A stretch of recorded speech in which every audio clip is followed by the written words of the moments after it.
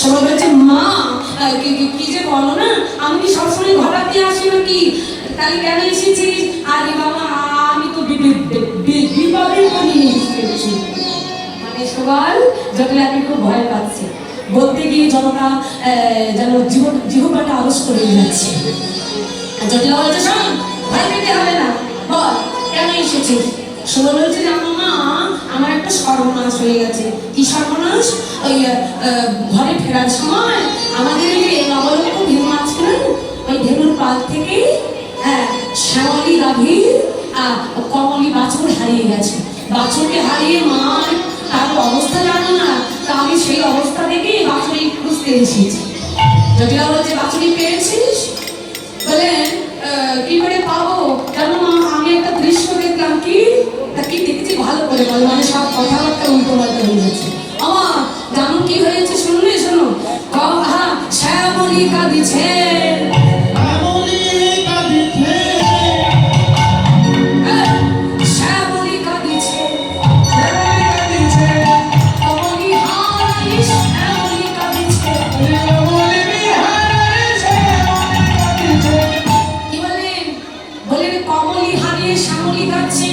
কথাটা জটিলা মনে করলো তার মানে বাছুর হারিয়ে যাচ্ছে, কিন্তু বস্তুত কথাটা কি কারণে বললেন সুবল? আচ্ছা, শ্যামলী কি শ্যাম সুন্দর?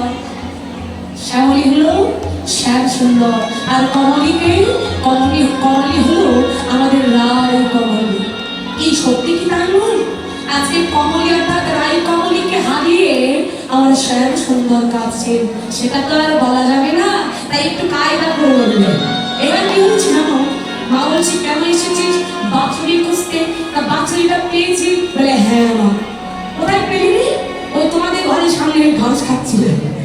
এখন ঘাস খাচ্ছিল, কথাটা শুনে বলছে আচ্ছা শোন শোন, বাছুরি খুঁজতে এসেছি, ঘাস খাচ্ছিল, খুঁজেও পেয়েছি। আর ভেতরে কেন আসলি? ভেতরে আসার কারণ কিন্তু তো ভেতরে আসার দরকার ছিল না বাবু। সবাই বলছে কেন আসবো না? শোনো কেন এসেছি জানো?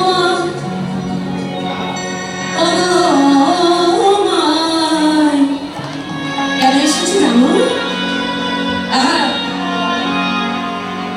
কি কহ দুঃখ করেছে ও মা, কি কহ দুঃখ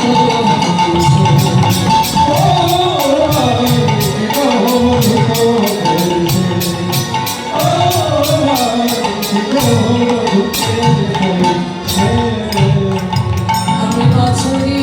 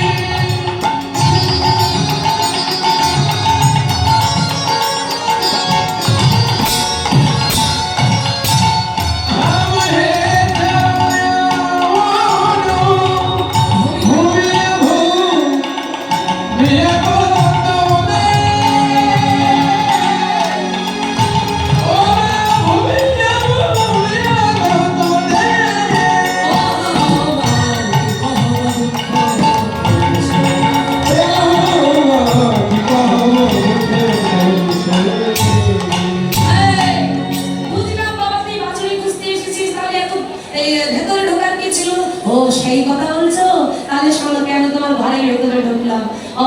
ওই বাছুরি খুঁজতে খুঁজতে এত ক্লান্ত হয়ে পড়েছিলাম, আমার গলাটা শুকিয়ে কাঠ হয়ে গেছে, প্রচন্ড তৃষ্ণা লেগেছে। তাই কি করছি জানো?